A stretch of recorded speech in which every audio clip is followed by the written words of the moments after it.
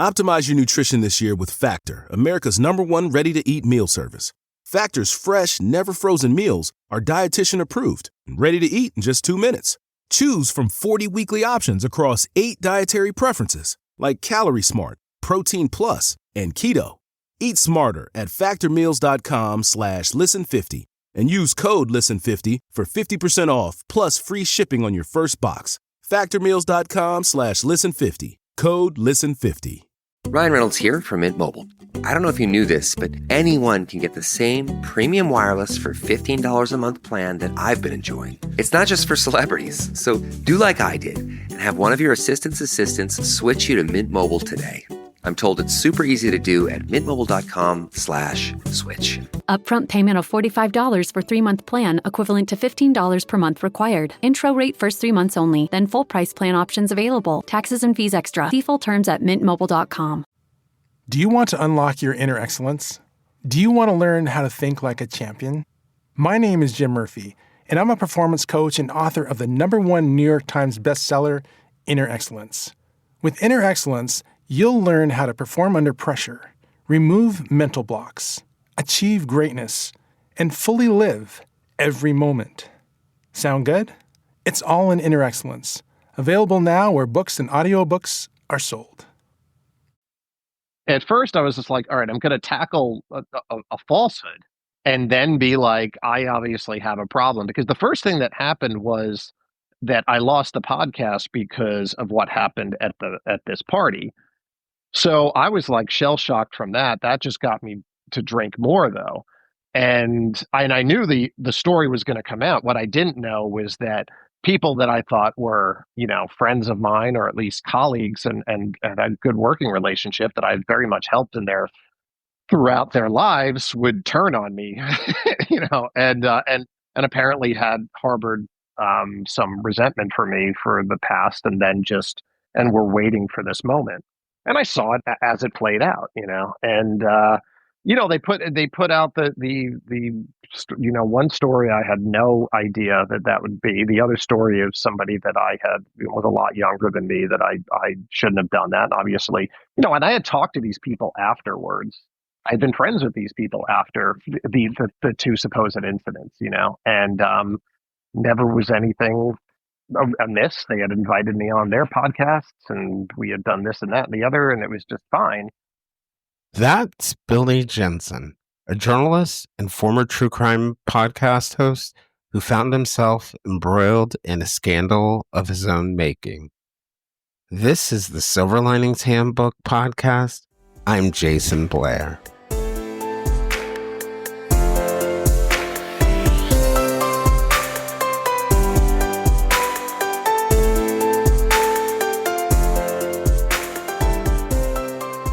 Billy Jensen was once a true crime star and the host of one of the most popular podcasts in the genre.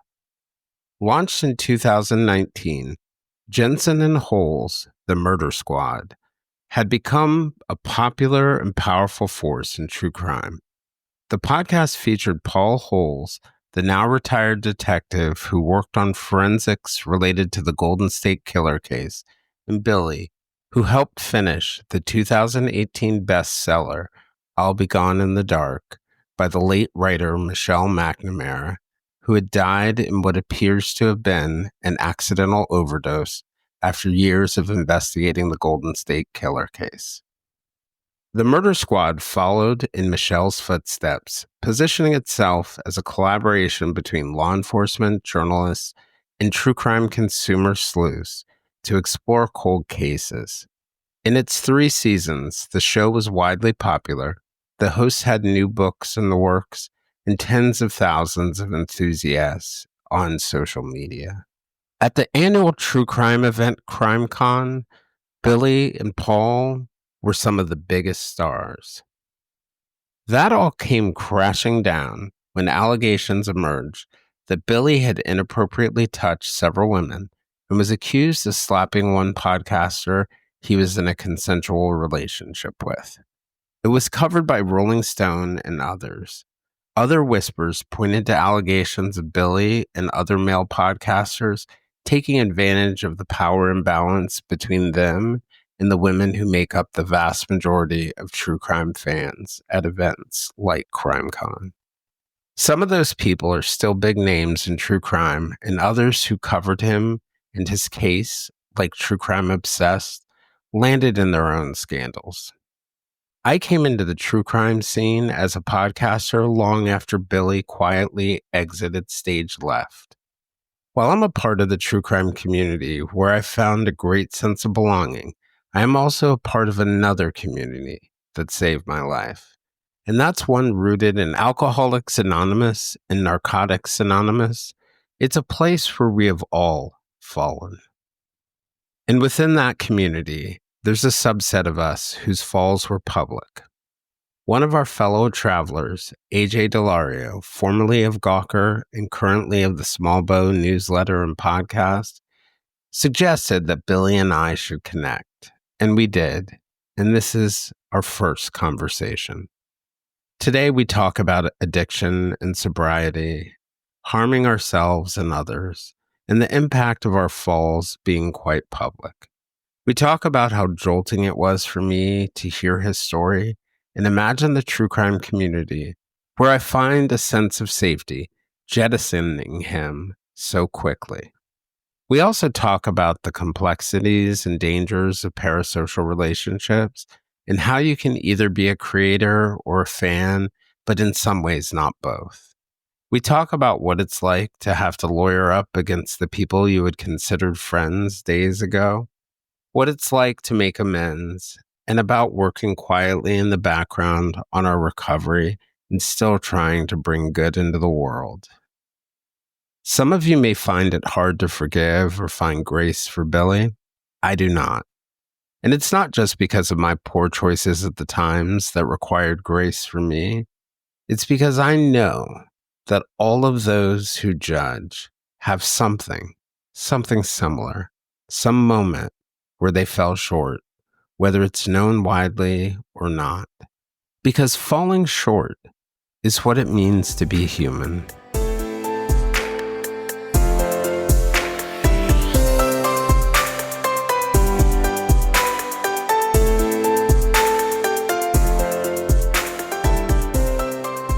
So, Billy, I just wanted to thank you for joining. I'm so sort of grateful to AJ Delario for suggesting that we connect. He had mentioned to me when I talked to him recently, he's like, you guys are going to find a lot of parallels in your story. And I was like, what, true crime? He's like, no, so much more.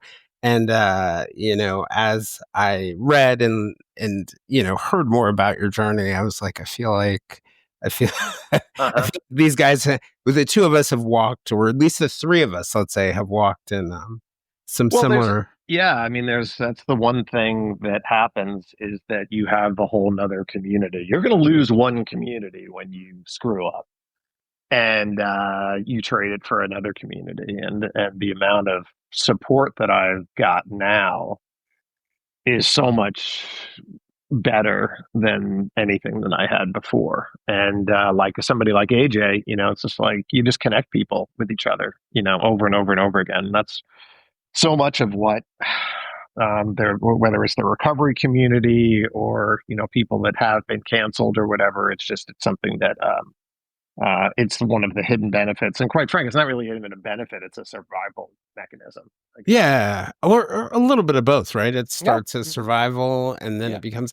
And I have a friend of mine who had said to me recently. He's we've worked in business before, and he's a coach by background. And he said that he had noticed that I'd really found like a home in the true crime community. And he was saying to me, is it something about the true crime community? And I said, no. It's about the person I was when I entered it. It could have been anything. I could have been going back into the journalism community or any other community, but I really think what's allowed me to sort of embrace this community or be embraced in it it's not that there's something sort of unique about it. It's that there's something different about Jason, if that makes sense. And, because I will admit this to anyone, like journalism is my first love. Yeah. It's the thing I could have imagined myself doing for all of my life. It really sort of deeply tied to my purpose, and it hurt to have that severing of my sense of belonging. And but it makes me very optimistic, and I think that's one thing about recovery, getting involved in things like AA or NA or whatever your thing is. You begin to realize that not only that there are other people who have walked in similar positions, but that there is this home for you, this place where you're not going to be judged in the way that in your previous community you are being judged. Oh, in the moment. And and the great thing about being a writer, being a journalist, is that no matter how anything gets bad, you always think, I can write about this, and that is always what you have. So if like 9/11 happens, it's like, that's what we do. And, anything bad happens, even personally, that's what we do. We write about it. And then when you get into a situation where you can't, when that goes away, you've lost, it's bigger than possibly, you never want to say that your journey is worse than anybody else's, but from somebody that maybe, acting or this or that or the other thing, you certainly could write. It's just people aren't going to read it eventually, or they're going to read it for some Schadenfreude or something. So yeah, which is the whole, and that's actually a really good point that I hadn't thought about, because you lose your sense of community, you lose your sense of vocation when you step out of journalism, but you also lose the way you lose your voice, the way that you have learned to sing and to communicate to the world. Yeah. Yeah. And I mean, the really interesting thing is, and I actually, so when I put out my statement, somebody had said that that I had slapped her during consensual sex. We didn't have sex. I actually kept all my clothes on. And I had to put out a statement. So I got a lawyer and I put out a statement. I put out all of these text messages, and I invited any journalist to look at all my text messages, and just so I wasn't, cherry picking or whatever. And that was it. And as soon as that went out, literally 10 minutes after that went out, my mentor called, who was a journalism guy and had been an editor at New York Times, editor at the Post, was the editor at Newsday. And he said, hey, what's going, because he saw it, because I put it out on Twitter with a link. He saw it, and he actually said, listen, I know it's bad, but, and I thought of you right away because of what he said. He said, the good news is that your journalism is still sound. That's what he said. And I thought, I'm not Jason Bourne. I think that's what he said. It's like, really, 2 or 3. Not Janet. I'm not Stephen Glass. I'm not Jason Blair. I love that. And he did. He said, see, there was an example of where I have helped someone and I didn't even know it. And I said, yeah, that's right. That motherfucker. No, believe me, I was in shell shock mode at that. Oh, trust me, man.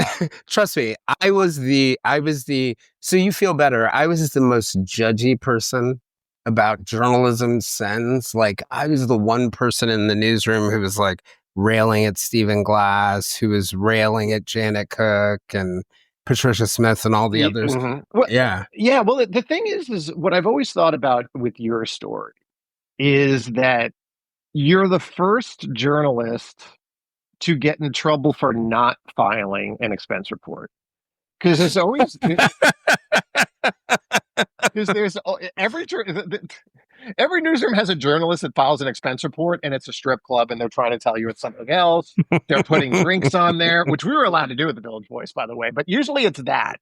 You got in trouble for them being like, "Where's your expenses, dude?" And you're like, what I mean? So, I was like, "What?" I got a funny story about that. So so the only time it seemed like I was in legal jeopardy, I was off at the hospital as this was all playing down, but James Comey had recently become the U.S. Attorney for the Southern District, and he called the publisher of the New York Times, and the Times reporters who were covering the story told me about this, and said, hey, do you want us to look into mail fraud with this guy? And apparently Arthur Sulzberger Jr. was like, no, like this guy's a mess. He needs to go fill in the blank. So Comey backed off. And apparently Sulzberger was talking to some editors in the newsroom, and they were like, well, you wouldn't have much of a mail fraud charge for a guy who never actually mailed in expenses.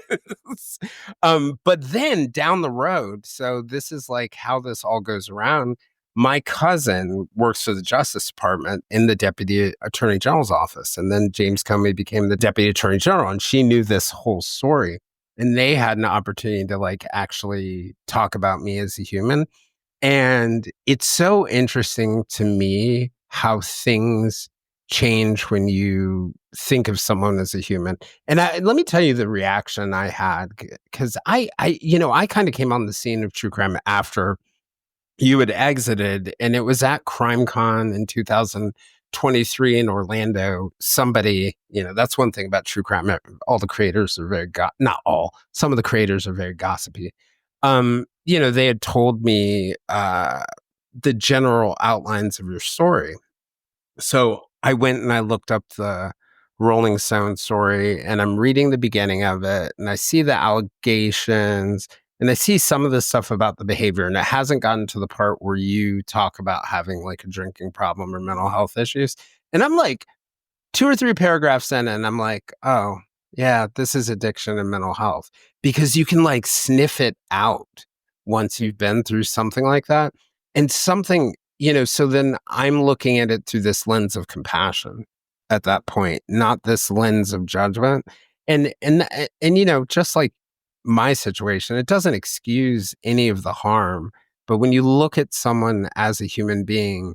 And so I finished reading the article, and it struck me how different the way I felt was to the way your story was being articulated to me, because I just sort of saw it as, hey man, this is another human on this rock who's suffering, and whose suffering is impacting other people in a negative way. But like, this is not sui generis. The difference between Billy Jensen and you and me and you is we did it on a public stage, but I'm willing to bet that there's something in everybody's life. Mm-hmm.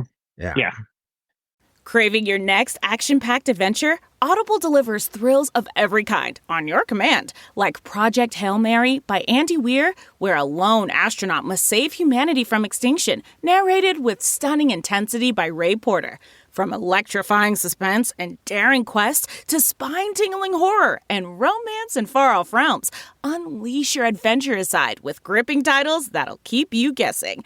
Discover exclusive Audible originals, hotly anticipated new releases, and must-listen bestsellers that hook you from the first minute. Because Audible knows there's no greater thrill than the one that speaks to you. Discover what lies beyond the edge of your seat. Start your free 30-day trial at audible.com/WonderyUS. That's audible.com/WonderyUS.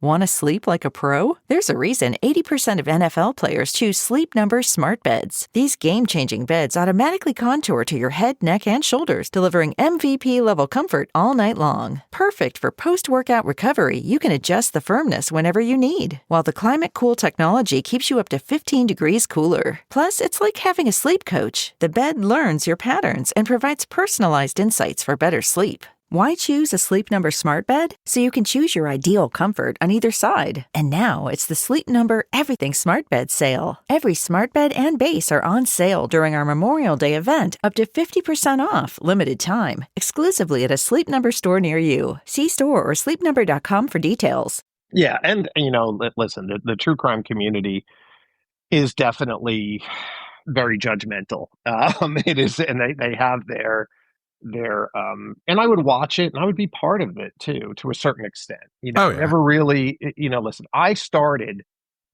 I was an OG, we're talking about 1999 was my very first true crime story. So before it was really ever a big genre, the only genre that was going on in 99 was America's Most Wanted. And it was paperback books, that was really it. And, my very first story actually was they had found a body. So I was stringing for the Times. Now, one of the things that that would happen. That means we overlapped. We might, yeah. So Okay. I was stringing for the Times in 98, 99, 2000.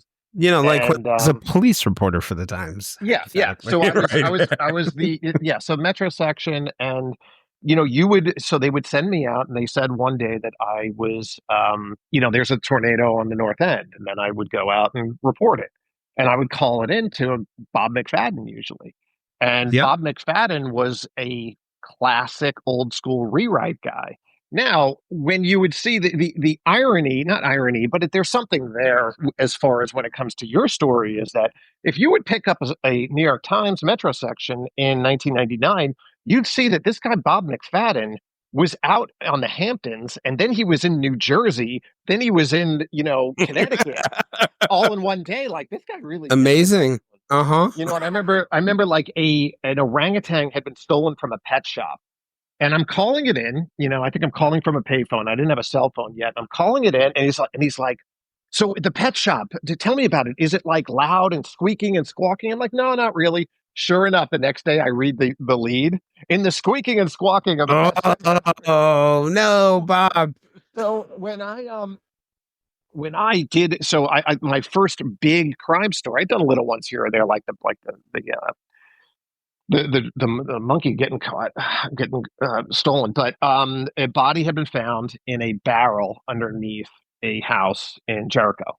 And they said, go check it out. And I eventually actually called up the original owner of the house. That was a Saturday. I remember that Saturday. And by the way, Liz Pressman was the researcher working with you on that story, and I was in the office that day. I actually tell this story to people as a lesson about journalism. Yeah, keep on going. So I guess it was whoever my editor was, who was working on it, who the assignment editor. I think it was Lawrence Downs that weekend. Gave me the phone numbers, and I called up the owners that had sold the house weren't there. I called up the second owners, and the police were there. Then I called up the last owner, the previous owner, the original owner who bought the house when it was new. And I said, is this Mr. Elkins? He said, yeah. I said, your house was just sold, and there was a body found underneath the in the crawl space. He said, really? And I was the one that told him that his jig was up. Yeah, I didn't know who made the call, but I tell this story all the time. Keep on going. Yeah. So then I remember talking with him, and I didn't as a reporter, I didn't know the techniques. I had only been doing crime for 30 seconds, really, of letting dead air breathe. In a sense where I was always trying to fill the dead air, which you don't do. When you're trying to get stuff out of people, you got to let the question sit out there for a while and be comfortable in the silence, because then the truth will come out somehow. But I remember, he did say one thing weird. He did say, I said, do you ever go in the crawl space? He said, why would I? And that was a little weird. But, I hung up the phone and with him. And then I started, it turns out there was nobody to write the story. So I start writing the story, and I said, can I write it? And he said, yeah. So I'm actually at my mother's house in my dad, who had just passed away. I'm in his office. I'm writing this story on this rickety laptop.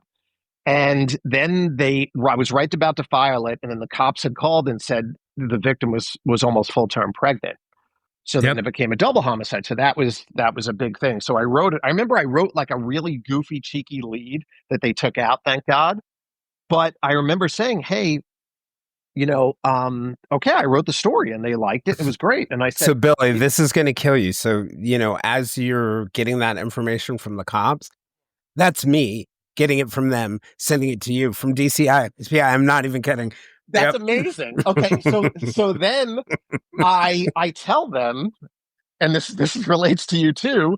I tell them, I said, hey, listen, for my byline, my name is on my checks. It says William Jensen, but I go by Bill Jensen. And then he said, we don't give bylines to stringers.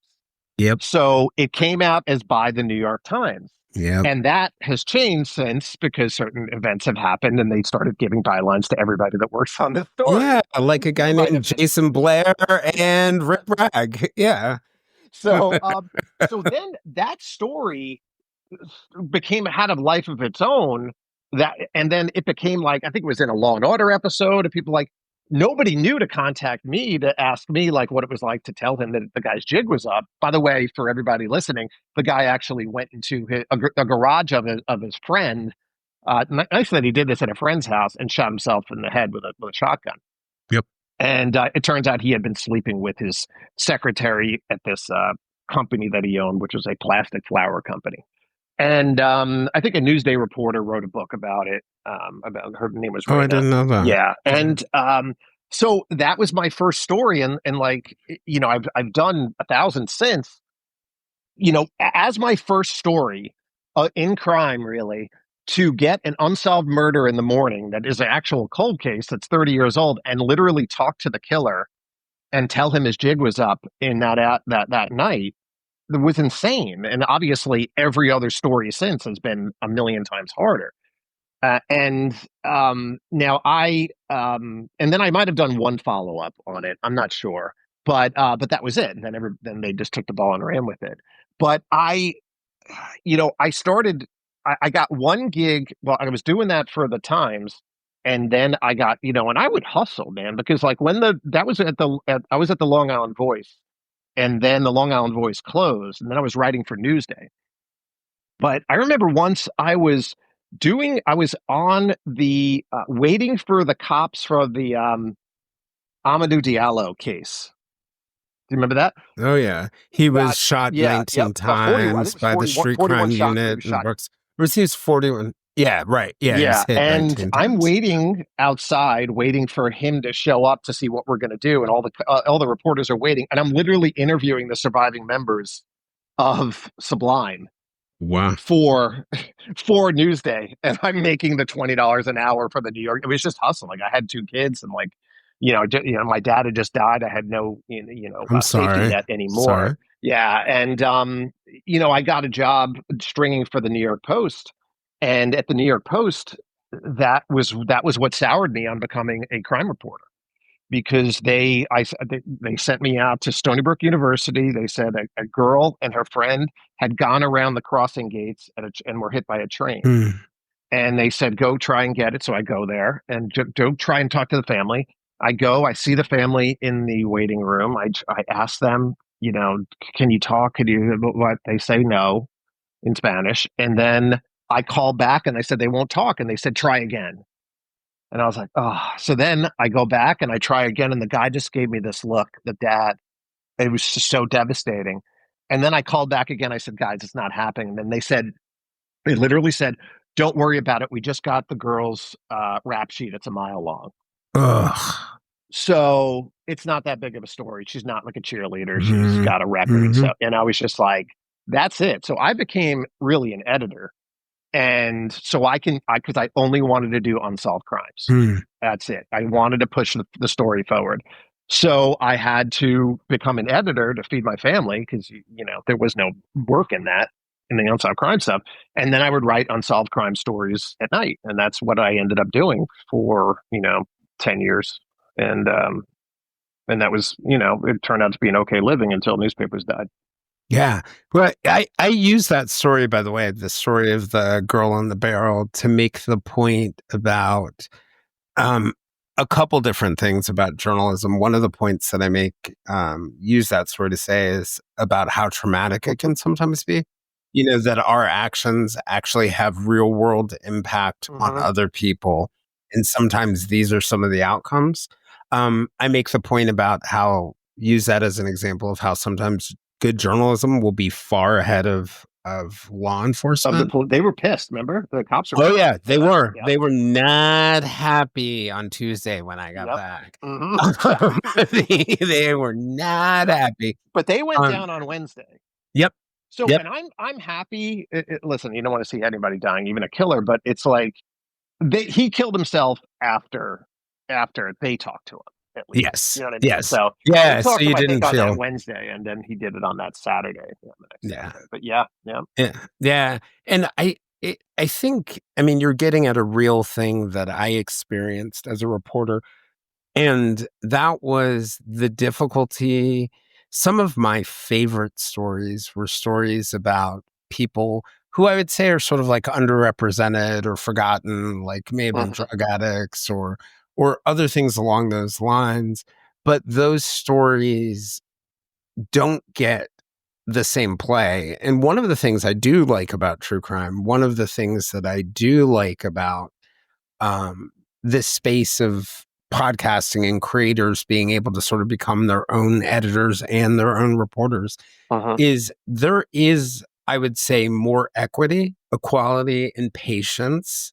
And for all the knocks people have on true crime, consumers or creators, I do think true crime does a better job at being a little more equitable. I recently wrote this. Yeah, Oh, yeah. I think definitely in podcasting, and the reason is because in you do have a lot of people that will do stories of the marginalized in podcasting. You still though haven't found a lot of podcasts about um, black males being murdered Right. or Latino males being murdered. I'm very proud of the fact that I think I have the only New York Times bestseller where the majority of the victims were men of color, except for like maybe some book about Dahmer or something, Mhm. which is a whole different genre, a whole different thing because of the cannibalism and everything. So, the fact that they, um, with TV, and one of the things that I realized so much, like doing television, I went out to LA and be like, all right, I'm going to do TV now. Newspapers went away. I tried to do digital with newspapers. Then the digital basically went away. And then I was like, all right, I'm going to try TV now. TV has now gone away. But doing TV, it was, everybody needs visuals. And bottom line is that there's not, when they look at visuals, even with, and it goes to poor white people too. I did a story about it, which I ended up doing a book about, but about these two girls who had gotten murdered, and they were best friends. They were murdered, and their bodies were found on the outskirts of Columbus, Ohio. And they really shrank down the package that we were going to do on them because the family did not look like they wanted them to look on TV. What do you mean by that? One of them had a missing tooth. The mother, was very frail, and yeah, it was that kind of thing. It They were didn't just have not that good. all-American Yeah, image. yeah, and it was just, and I've been in those rooms where you're picking which murders to cover and that sort of thing, and we've definitely gotten away from um the blonde white girl is going to be the only thing that you do, but it's still the top stories ever. When you look at the top true crime stories in terms of the most amount of minutes or words that have been covered, obviously you've got, well, Jesus is first, and then you've got JFK, then you've got JFK, and then what do you got? You got Manson is next, and that's the white female victim. You've got John Bonet, and then you've got Right. OJ, that's all those are, Right. that's it. And then you've got, as you go with all of the big stories, Gabby Petito was the Yeah. biggest story. And then obviously the Idaho story. The biggest story last year actually was Luigi, but the being out of that world for 3 years and knowing how it works and knowing how the thing that I think is going to be an issue for true crime in the future is that I was on a show called Crime Watch Daily where we were doing we were basically doing 48 hours type episodes every day. Mhm. We had an hour to fill. We were doing, I was amazing and I was like, we're starting to run out of what they deemed to be sellable shows because they Mm. didn't want anything prior to 2000, and they wanted, it really could never be a guy killing another guy. It always had to be a girl in there somewhere. And listen, the majority of murders are guys killing guys. That's just the way it is. So you started getting this feeling, and then also knowing that there's literally half as many journalists as there are now. So um, half as many journalists now than there was 20 years ago. 20 years ago, yeah. They're all getting all of their information from other people's reporting for the most part. Right. So Right. so if you don't have those people doing it, and also in television doesn't want to get sued, so they'll never make They'll never toss a Hail Mary. They will never run anything that has not been through a million different lawyers. And then even if it has, they'll just say, we don't, I've been in where they've said, we don't want to get sued. We'll win, but we don't want to get sued. And newspapers was always, this is right. Our lawyers looked at it. Let's go with it. It's the truth. Let's run. Sue us.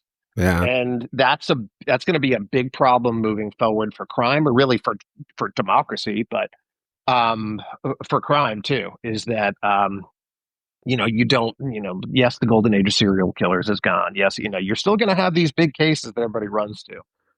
I was always a guy that, finding a gravedigger was always my motto in terms of when it comes to big stories, but I would always just look for smaller stories that nobody was looking at. Yeah. And I always say to people, like, I might do a case like, and I love them. I love Gabby Petito's parents, Jim and Nicole Schmidt. They're amazing, and they're actually focusing on underrepresented people because it dawned on them. And they were, sorry to cut you off, but they were in such a bad scenario thing there. People were making, why aren't we talking about, while their daughter is missing, people were out there going, but why aren't we talking about Indigenous women and everything? It's just like, let these people look for their daughter first. They don't have to be, you can have both of them. And, yes, right. And so much more credit to them for, once, they found Gabby, for them to take this mantle as a part of their cause, because they still didn't need to do it. I think a lot of people would have felt sore about it. But, I mean, to your point, I sort of look at it like this. Like, I may do a story, with Jim and Nicole, related to, did I just say a story? I may do an interview. I do my best not to consider myself a journalist. But guess what, man? I'm going to stick some spinach in there, and you're going to have like a missing and murdered Indigenous woman in the episode right after that. And you're going to have something that happened to, like you said, there are other things that are not necessarily covered, or like the things that are happening in Appalachia, or like you said, with men. It's not just a race thing. It is exactly what you said. I said, no, it's a sex thing. It's 100%. And also remember, true crime is 90% female in terms of who's ingesting it. Yeah. Women are listening to true crime. They're reading true crime. Men, for the most part, aren't. I can tell you that from being at all those different crime cons. I can tell you that. You can look at the numbers. My Instagram looks like. I can tell you from all of it. Men are watching sports and playing video games. That's what they're doing. And the interesting thing about it, well, let me flip back to one piece of it. I've been fascinated by the point, right? Like, our numbers sort of say somewhere between 80 and 90% of listeners are women. And it's really fascinating to me to see which episodes fly up and which ones don't. And I think collectively, it's not just, like, it's missing white woman syndrome, they call it. Yeah. Yep. It's really like missing young, attractive, blonde, 20-something to, John Bonet age white woman, syndrome. But it's not like white woman who has a drug problem and was sort of living homelessly in Appalachia. Nope. Yep. Yeah, exactly. And that was what my last book, which was called Killers Amidst Killers, was very much about that, and it was about all of these women who had fallen through the cracks, who had gotten hooked on pain pills, and then the pain pills went away. Then they got hooked on heroin, and then their boyfriends or whatever were like, all right, you got to go sell your body now. And then they were getting murdered, and nobody gave a shit. And, I identified 18 women that this pretty much happened to, all of them, most of them at least, in just your really southern Ohio. And nobody was covering any of that stuff. What caused you to gravitate toward that stuff? That was a matter of, when you go out and you do stories, there's always I saw a story about two women who were best friends, who were living together, who both went missing and were murdered. And I pitched that story to Crime Watch Daily, which was a Warner Brothers show. And then I went out and did it. And then I was interviewing their other friend, their best friend. They're like the third best friend. It was this short little, really looked like a girl you would see at a mall, this little redhead girl. And I asked her, I said, do you have, because they were probably killed by Johns, do you have any pause of getting into a car? And she said, yeah, but I have to because I'm a drug addict. And that hit me like a ton of bricks. And I'm like, there's something there. And it stayed with me. And I'm back to LA, and it just stayed with me and stayed with me. And I was just like, I'm going to look into this and see what else is there. And that's what the germination of that book was. Yeah, and it's wild to me too, even when we sometimes cover these stories. I was recently doing one, I'm sure you've heard of because you would have been on the scene during this, but the Ashley Loring having runner case. She's an Indigenous woman who went missing in Montana. Payne Lindsay did the one of his seasons on Up and Vanish about her case. It was like his third season. It may have been right around the time where you were sliding out, as I would say. Yeah. But it's a really compelling story. Lots of crazy stuff going on in it. Completely vanished. Lots of really good suspects that we know a lot about. And so it's sort of like that one missing and murdered Indigenous woman's case that's gotten the play on TV and gotten. The one that Payne did. Okay, yes. Yeah. Yep. Oh, I know what you're talking about. Yep. Yeah. So I interviewed her sister recently, and one of the shocking things to me in interviewing and talking to her is the guy that she was with the night or a couple nights before. He was murdered later. One of the kids who searched for her in the initial days, who was like a young kid then, disappeared. The number of people who were in jail was astronomical. That sometimes we go in and do these stories, and I think as reporters, we trip across all these other things that tell us that there are bigger systemic problems going on. But there are all these forces, I think, that pull us away from covering them. And that's part of the reason why I was asking you, because I finished that interview and I'm like, somebody needs to go out there and look at what's going on beyond just Ashley's story.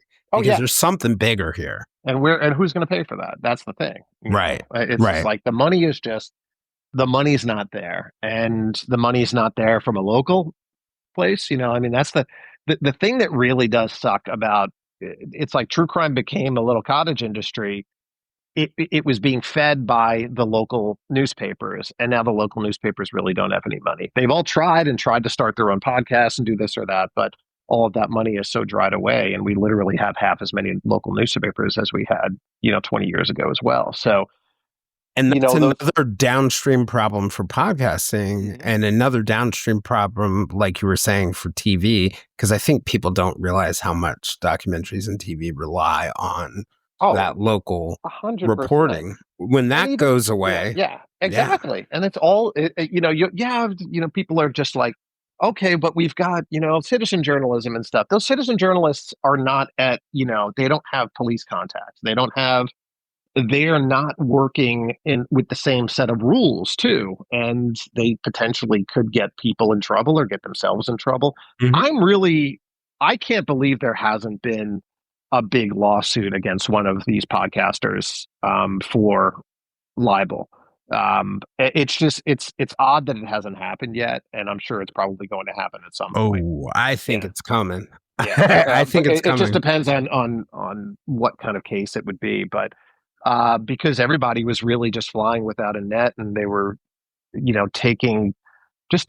Also, it became a little bit of a game of telephone too, and then people are also speaking off the cuff. It's very easy to just say what you're feeling. Very easy to when you're on a podcast to forget you're actually being recorded. Yep. Quite frankly. Yep. Well, and I think what's happening where the risk is really playing out for podcasters, when podcasting was much smaller or the general public didn't know about it as much, unlikely to target you. I think there's some people right now who have, I'm beyond pretty sure, who have bullseyes on them right now for some of the things. I was gonna jump back and ask you something just a little bit about like your time in true crime and the podcast that you started, or the podcasting that you did. I thought it was kind of interesting because I don't see a lot of it today anymore in podcasting, and I don't know whether it faded out or you guys were somehow unique, but where you combined, journalism, Paul Holes, who is from law enforcement, and also sort of sleuths together on a journey. And that feels very different to me than I think most of what I see. Yeah. Well, I mean, that podcast, Murder Squad, that was an extension of my book. So I had spent 15 years at that point writing stories with no endings. And I had seen a guy get murdered, or get killed, let's just say, in Chicago. A guy had punched him, and there was video of it. He punched him. The guy fell down, passed out in a crosswalk, and then a minute later, a cab ran over him and killed him. And the family was out 3 months later trying to find who this person was. And I was looking at the video saying, it's a pretty good video. Like, why don't they and I kept on sticking with me. And I was just like, there's a reason why they haven't found it, because nobody watches TV anymore. It's not like everyone's watching the channels and could see it. And I thought, like, with the work that I had done at Village Voice, trying to get page views and everything, and like using social media, and I was just like, I think I could try and find this guy. So I set up a Twitter page and a Facebook page, calling him the River North Puncher. That was the neighborhood that it was in. And I begged for retweets, and I eventually got a retweet. I eventually had somebody that was there, and they sent me a picture, and I looked at the picture going, it was a front-facing photo of the killer. This guy was a big-looking dude. I said, I wrote back to him really quick, going, where did you make this? Like, what is this? And then he finally wrote back and he said, my friend was there. And then, I hope this helps. And it was a video. And then I look at the video, and it's Marcus Gaines, who is the guy who got killed, on the ground. And this guy was a bartender at the Marriott, always impeccably dressed, really nice guy. He's on the ground. And then the last picture ever taken of him, and then the camera swings up, and then the puncher's walking right towards me. Wow. And the puncher actually yells, "Get your faggot ass up." And so, which made it a hate crime too. So I was just like, I've got his picture now. Then I went and looked at the, because Cook County, which I don't believe in. I think this is a bullshit thing to do, but they put all of their mugshots up online. And then I just went, he had a very distinctive widow's peak, and I just went through all of them and people who had been arrested for things around that area, and found 3 guys. And then I was working on this TV show, and we went out there, and I walked around with the guy's picture. And then the 3rd guy I reached out to in that neighborhood said, yeah, that's Big Dummy. His real name is Marcus. So it turns out his name was Marcus Moore. And then I started, I tracked him, and then gave all the information to the police, and then they did nothing. And then I kept working on it. And I eventually got a former chief of detectives for homicide to work with me on it. And then we were able to get him finally. U.S. Marshals got him. But so from there, I started doing this and solving. So I was like solving murders. And then I was like, forget television. I'm just going to write this book. And I wrote the book, and it became a bestseller. And it was like, well, what do I do then? And it was to start a podcast. And I had known Paul from Golden State Killer stuff. So I worked on, we started that, and I created, everything for it, and the whole format and everything. And it was just a matter of, just how the public can help. The public doesn't, what I always tell people is that go find a case in your neck of the woods, find a case that nobody's working on.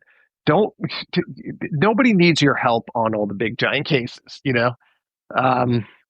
they need help with some of the smaller ones, and nobody was looking for the people really that I was helping, and that I still do. I still do it. I just don't talk about it. But I don't have as much money to buy the geo-targeted ads and stuff, but I still do it. Particularly with Philadelphia. The Philadelphia Police Department has been cool, and they do a very good job with their videos. So you haven't exactly given up. I'm not going to give up on that. That would make me a fraud, in the sense where I was just always like, I have to do it. It's just like, and it's something. And I wrote the book to show other people how to do it. And other people have done it, and it has worked for them. Not as many as I would have liked, but I wanted them to be able to be like, you can do this. You can actually find these people if you use social media the right way. And so you're doing all this, right? Like all the stuff that we've talked about. Is this all during your active addiction? Yeah. Yeah. So one of the things that someone actually said this to me, actually more than one, someone has said some version of this. They were like, I don't understand how, if you're in the middle of the addiction, you were able to function so well. And I'm like, I was not functioning well. Just what you were reading made it appear as if. Yeah. What was that like? I mean, you can definitely. I would drink while we were recording. That started live, and especially during the pandemic. So that was bad. I'm not proud of that. You can hear me slurring in some of the other podcasts, not so much Murder Squad, but some of the other podcasts that I had been on. And then I remember I was getting interviewed by the BBC during the pandemic, and I had to go on at like midnight or something, and I was in a bag, and I kept cursing. It was bad. I feel so sorry for Georgie Bingham. I'm so sorry, but she's never talked to me since. But it was just you hide it well. You hide it, and the work got the good parts of me, and people around me got the bad parts. Right. I completely get that. So when when the allegations about like inappropriate touching, which I know it's like more nuanced than that, came out, and you dealt with it, and I know you responded initially. And one of the things that I felt about my responding initially in my situation, just in retrospect, like there was a part of me that's like, I have to respond. Yeah. And I think part of what that was driven by, I don't know if it's the journalist in me or the pride in me. I'm like, yes, I did this, but you have this one nuance or detail wrong. Like I wanted to respond and tell the true story. But looking back on that, like 7 or 8 years later, after I'd written my book, and it's really funny, if I give someone my book now and they want to inscribe, they get it inscribed with "Do not read this." Right. So, but it took me a long time to really get perspective on things. And I'm not saying that I didn't have some perspective in the beginning, but it's evolved over time. Like I think if you had asked me a year out what caused this, I would have had like the seeds of it, but not a full perspective on it. And and every time I go talk to a journalism class now, I love their questions. Inevitably, I'm learning something new and thinking about something new about my own actions. How has it evolved for you since? Yeah, well, I mean, I didn't, at first I was just like, all right, I'm going to tackle a falsehood, you know what I mean? And then be like, I obviously have a problem, because the first thing that happened was that I lost the podcast because of what happened at this party. And I was a blackout drunk. I really don't remember. I had gotten complaints that I hugged people, I made them uncomfortable, and I grabbed somebody's butt. And I don't remember. I remember the hugging. I don't remember the grabbing somebody's butt. But I don't think that this person would have lied. So I was like shell shocked from that. That just got me to drink more, though. And I knew the story was going to come out. What I didn't know was that people that I thought were, friends of mine, or at least colleagues, and had a good working relationship that I had very much helped in throughout their lives, would turn on me, and apparently had harbored some resentment for me for the past, and were waiting for this moment, So, and I saw it as it actually, as it played out, and they put out the one story I had no idea that would be. The other story of somebody that I had was a lot younger than me, that I shouldn't have done that, obviously, and I had talked to these people afterwards. I'd been friends with these people after the two supposed incidents, and never was anything amiss. They had invited me on their podcasts, and we had done this and that and the other, and it was just fine. And then when this story, so you're sort of saying at that moment, like, you didn't necessarily even realize that you had impacted them in this harmful a way as they were articulating it, at least. Yeah. Exactly. Yeah. So, and then when you step back of it, and first you just want to, your world is crumbling. So you want to get like at least all the truth out there. Then I was just like, listen, I got a problem. I was drunk and I didn't read social cues, and I, put my hand on a girl's leg, and shouldn't have done that, and that was it. And I obviously have an issue, and I got to take care of it. And on top of all the other stuff that that issue does, so went to rehab. Yeah. If you'd like to join us for more discussions with me and other listeners, we can be found on most social media platforms, including a listener-run Facebook group called the Silver Linings Fireside Chat. For deeper conversations with our guests and live conversations with other listeners, you can also join us on our Patreon at www.patreon.com/The Silver Linings Handbook. I'm Jason Blair, and this is the Silver Linings Handbook podcast. We'll see you all again in a few days for the rest of Billy and I's conversation.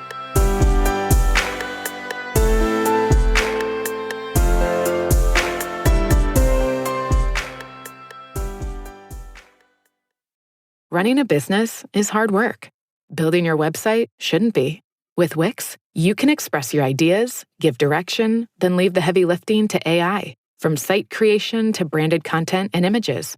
Have fun with the details, customize what you want the way you want, and manage your whole business from a centralized dashboard with expert AI tools. Build, scale, and enjoy the incredible results. You can do it all yourself on Wix.